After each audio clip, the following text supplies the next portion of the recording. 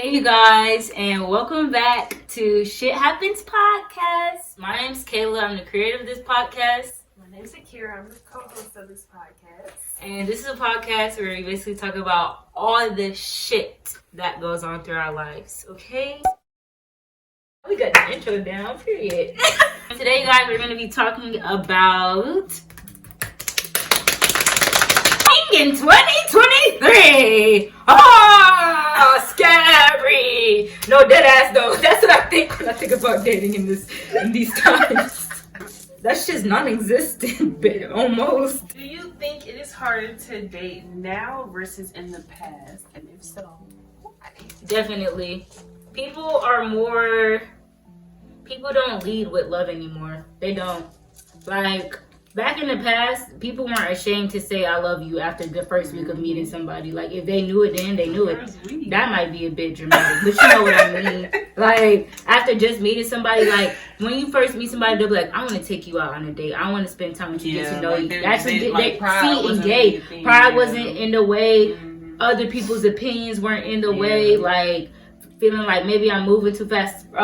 Fear wasn't in the way, because if it didn't work, and they just moved on. Yeah. Like, now a lot of people, they hold on to toxicity because they just want that. Something I saw, and I was watching this girl. Her name is Trinity. She does YouTube videos. If you know her, you know her. If you don't, you don't. But she does make YouTube videos, and she was doing one about leading her life with love. And I forgot what I was talking about. See, this is what happens when I ramble. I forget. Toxicity. What happens in toxic relationship, it's not that there isn't love in a toxic relationship. It's just that there are other factors that are also included in there besides love that kind of not make it okay to be in. Like abuse or verbal abuse, or like it can still be love. Like, y'all can still have those good times where y'all really fuck with each other. Like, I can't even well, whatever. This is my life. Like, my relationship with my ex, you already know who I'm talking about. Who are you talking about? You know. Like, I'm not gonna say his name in there, but you know, like, stop acting surprised. With our relationship, it was good. Like, we had a lot of passion and a lot of love in our relationship. As you could probably tell, we loved each other a lot. Just how we would act when we would go through things. It would be so serious and so deep and so exactly, right? Yeah. Like, so dramatic and shit like that. But that's how you know it was really, like, love. Like, we really loved each other and shit like that. Mm-hmm. That's what I'm saying. You can have love in that, but it just other stuff, like, will eat at the relationship to not make that love enough to be okay to be in. That's what our generation kind of, like, does now with, like, toxicity. Like, there could, like, with Katron and Blueface, they could possibly love each other. They could possibly love each other, but they have other stuff that are, like, the problems with themselves. Maybe, like, I know he probably got mama issues or issues with himself that he needs to heal, and probably her too. I know she's talked about having family issues herself. So when you have other factors like that in the relationship, it's gonna eat that love up, or it's gonna make that love look like something that what people see ideal love isn't. I don't think that relationship is love. I think they love each other. I just think there's no love in that relationship. You don't think they love each other at all? No. So you think if one of them died, they wouldn't give a fuck, or they wouldn't, like, be hurt by that deeply? Deeply, though. Maybe they'll, like, of course they'll probably have sympathy, but do you think they'll be hurt by it deeply? From what I see, no, I don't think. You don't think Blueface would be hurt if she died right now? I think Blueface would not give a shit if she died. I think he just acts like she might be hurt if he died. I feel like he just acts like that for social media, though. Like, all the shit he be doing, acting like he don't really give a fuck about her, that from we see. Because why would you keep her? If you really did not give a fuck about her, why would you keep her around for so long? Why would you tolerate with such degrees of because extreme? He's a money maker. Yeah, he's getting so much publicity from her. Yeah.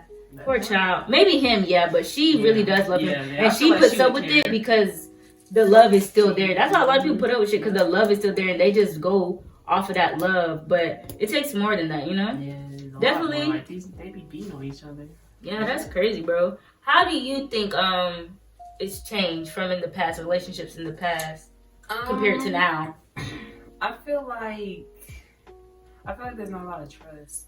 like with social media and stuff, I feel like people, people get upset when you like other people's pictures and stuff, comment and stuff. Like it's more, I don't know. I just feel like it's not a lot of trust, like, and like you said, love isn't really genuine love. Like, I don't know how to like explain what I think it is, but I just don't feel like it's very genuine nowadays.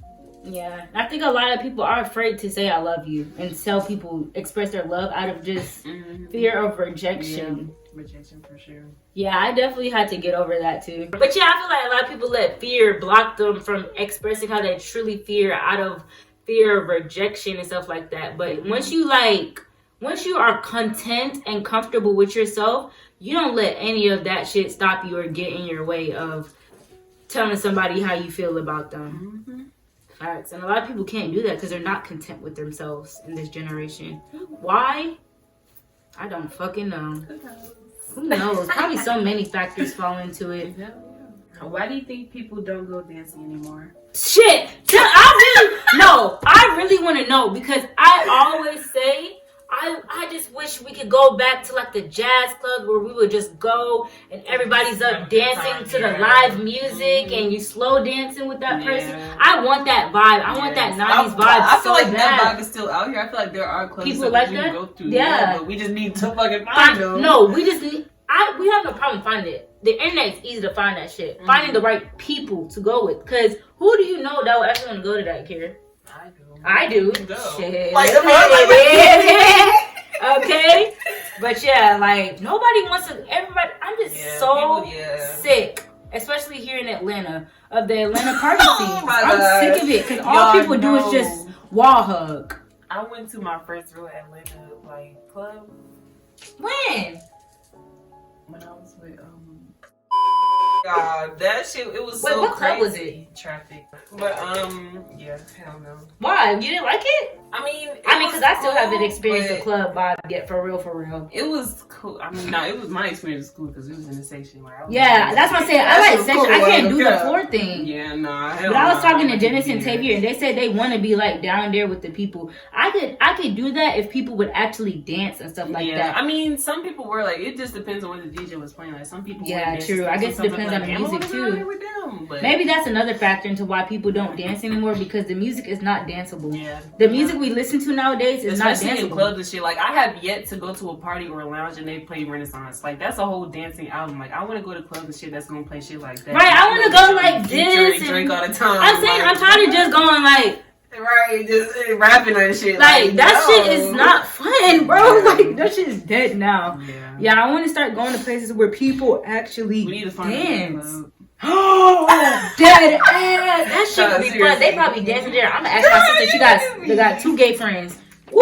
They probably know where it's at, but they white though. They probably don't know where the poppin' one's at. The white gays be lit. What are you talking They probably about? do. They do. Okay. Well, why do you think people don't really dance anymore? What do you think has affected that?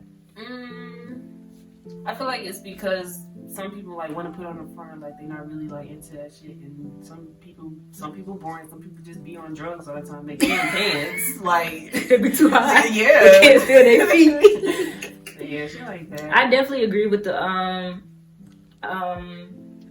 trying to act like you're too good to dance, even if you can't dance.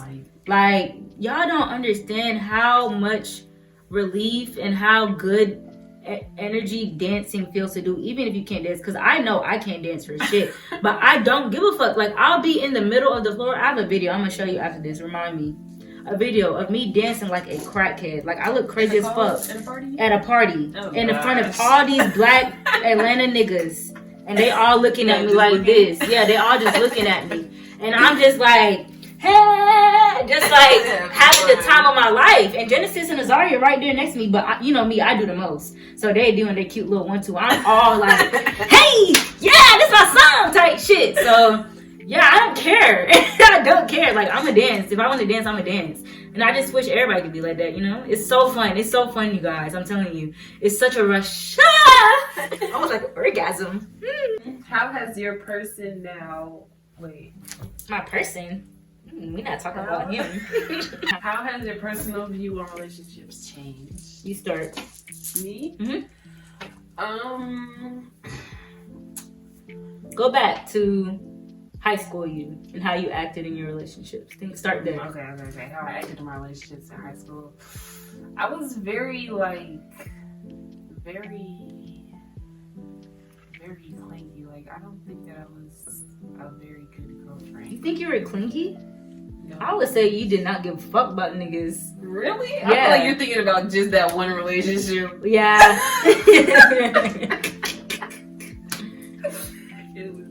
But I guess I didn't really know too. Did we really talk about relationships like that? We did, but like there was a lot of stuff that I just kept to myself. Yeah, and I hate that you do that so much, Akira. I really do, because I tell you a lot of shit, and you never tell me anything back. Really, like I have to ask, I have to pry it out of her, you guys, I feel like, to get the information. Because sometimes I feel like people don't really. I'm not people. What the fuck I have to say. I am not people. I am actually one of the few people. Well, I'm not gonna say one of the few people because I don't know who's in your fucking life. But I am one of the people in your life who actually care to hear just you rant in your business about what's going on. Just maybe I should have stated that. Yeah. Because I feel like when I get people that, don't though. ask questions that they don't really like care to know. Yeah, I feel that. Because sometimes when I feel like I'm talking to you guys or just my friends, sometimes I'm like, all right, I'm talking too much about myself. I need to shut up. Yeah, I be feeling like that too. Yeah, but no, I don't give a fuck. Like, that's literally what you're supposed to do with your friends. Like, talk about all the shit going on in your life so you can get it out to somebody, like, so it's not just all built up inside you. So makes sense. But continue what you're saying. But I feel like now, like, before I was very, like, I don't know, just very jealous and like insecure mainly, and so that like really fucked everything. Insecure about what? Like, just the relationship, like, and myself, like thinking you weren't good enough for the person. I was gonna say, like, feeling like I wasn't good enough. So trying to like tightly have a hold on them. Mm-hmm. Okay, that makes sense. Yeah. Go ahead. But now I feel like I'm not really like that. Like, what's changed? How I feel about myself has changed. What else has changed? Like, I started setting boundaries and shit. So if you not playing with it, you gotta go. I love to say that shit. What else? And yeah, I just feel like I've been more secure in myself, and I feel like when I find that person, like, I won't have to worry about anything. So, like, it won't even be an issue to be jealous, yeah. Right? Like, I'll just be like, okay, well, I trust you. Mm-hmm. Cool. And for me, and I'm actually so proud of myself because I deeply analyzed this, because I felt like, I've talked about this on the podcast before, I felt like I kept repeating messing with the same guys. Just guys who would just talk to me meanly and stuff like that. And I would think that was like, okay, that's just how they express their love for me, by being mean to me, shit like that, whatever. But I realize now, like, talking to the person I talk to now, like, it was different for me because he talks to me nicely and sweetly. So I was just like, this is weird. But no, Kayla, this is what's supposed to be. Yeah. This is what's supposed to be. What you had before was a weird phase. That was a weird.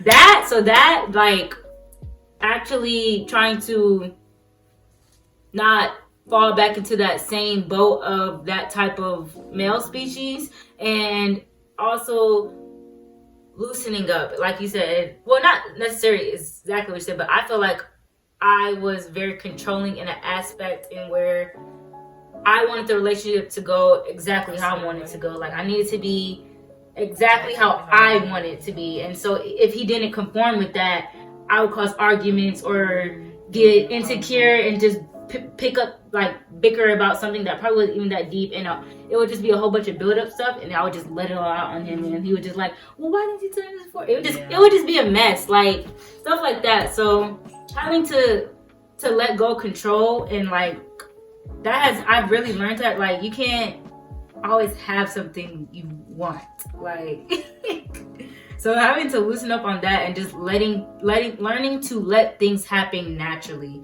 because I want it to happen on my time, how I want it to happen, but just letting the relationship take its course and letting it flow like how it's supposed to flow, and letting it grow how it's supposed to grow naturally.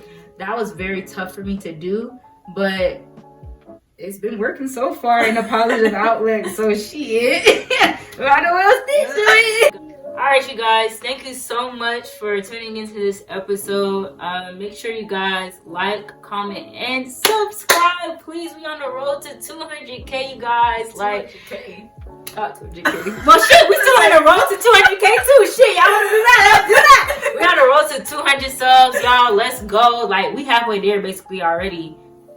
Not even halfway there. Like, we're a little bit past it. I got like almost 150. So we just need about 50 more people. Y'all, come on, tell your friend, your grandma, your mama, your daddy, your nana. Everybody's telling them to subscribe. You should have this podcast. The fuck. Don't forget to follow my social platforms. They'll be linked in the description. Kira, let them know where to find you at. In the description. In the description, period. All right, and it'll be on the screen too, you guys. We'll see you guys in the next episode. Okay. Anyway. I drooled, so we should cut that out. You drooled? Yes. Just now? Yes. Okay. My shirt. Okay.